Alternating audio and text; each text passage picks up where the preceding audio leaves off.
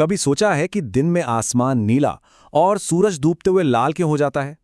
इस पूरे रंग बिरंगे खेल के पीछे ना सिर्फ एक ही साइंस का कॉन्सेप्ट छिपा है, प्रकाश का प्रकीर्णन यानी स्कैटरिंग ऑफ लाइट।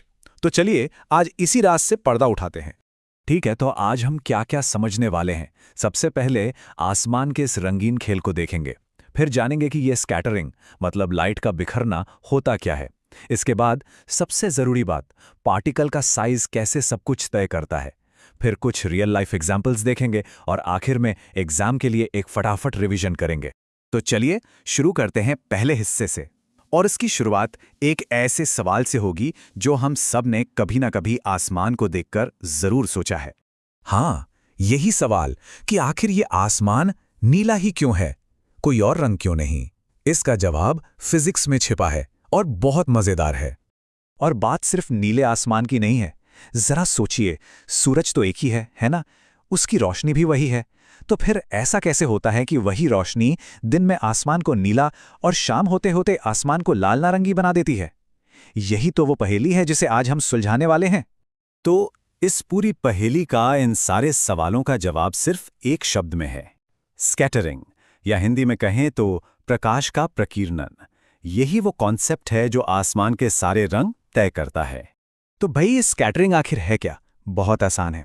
सोचिए, सूरज की रोशनी जब हमारे एटमॉस्फेयर में एंटर करती है तो उसके रास्ते में हवा के छोटे छोटे कण आते हैं, जैसे धूल या नाइट्रोजन ऑक्सीजन के मॉलिक्यूल्स। जब रोशनी इन कणों से टकराती है तो ये कण उस रोशनी को सोखकर चारों तरफ बिखेर देते हैं। बस लाइट के इसी बिखर जाने को ही स्कैटरिंग कहते हैं। वैसे तो स्कैटरिंग दो तरह की होती है। एक है इलास्टिक, जिसमें लाइट की एनर्जी नहीं बदलती, और दूसरी इनइलास्टिक, जिसमें एनर्जी बदल जाती है।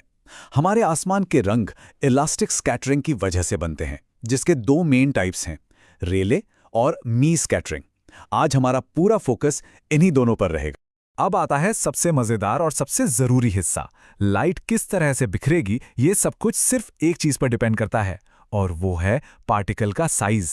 जी हाँ, ये साइज ही सारा खेल तय करता है। इसे समझने के लिए फिजिक्स में एक साइज पैरामीटर यूज होता है।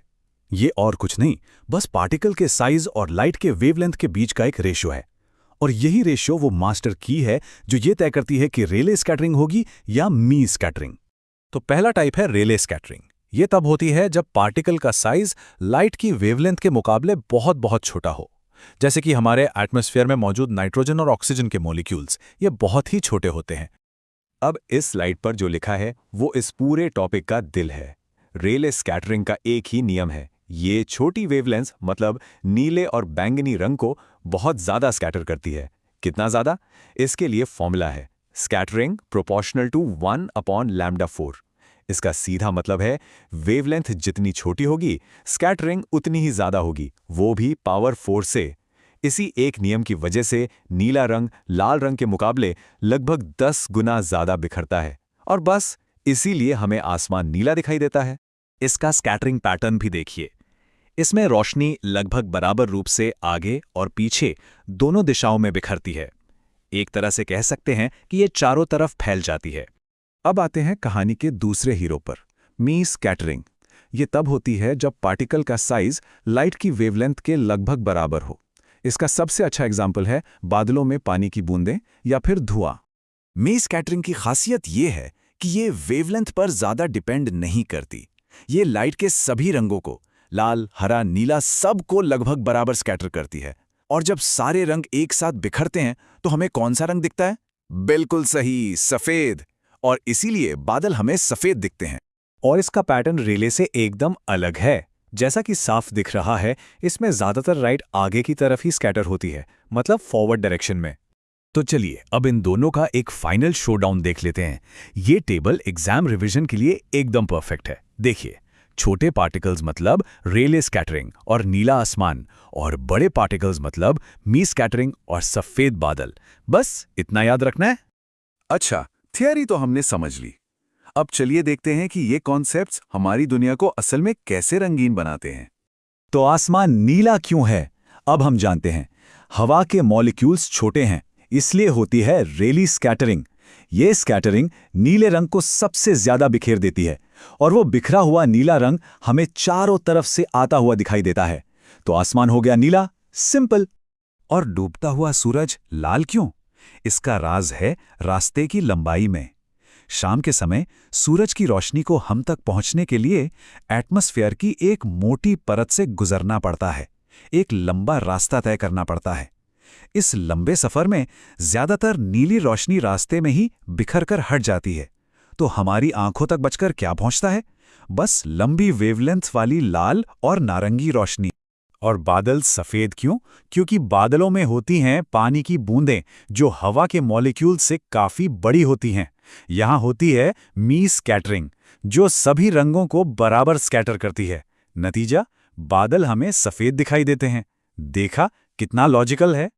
चलिए, अब आ गए हम आखिरी हिस्से पर। एक फटाफट रिवीजन कर लेते हैं ताकि सारे कॉन्सेप्ट्स दिमाग में एकदम पक्के हो जाएं। ये एग्जाम से ठीक पहले के लिए एकदम सही है। किसी भी स्कैटरिंग प्रॉब्लम को सॉल्व करने का ये एक सिंपल सा फ्लोचार्ट है। स्टेप 1, देखो कि लाइट किस पार्टिकल से टकरा रही है। स्टेप 2, पार्टिकल के साइज को लाइट की वेवलेंथ से कंपेयर करो। स्टेप 3, अगर पार्टिकल बहुत छोटा है तो होगी रेले स्कैटरिंग। नतीजा, नीला आसमान। स्टेप 4, और अगर पार्टिकल का साइज वेवलेंथ के बराबर है तो होगी मीए स्कैटरिंग, और नतीजा सफेद बादल। बस इतना ही है।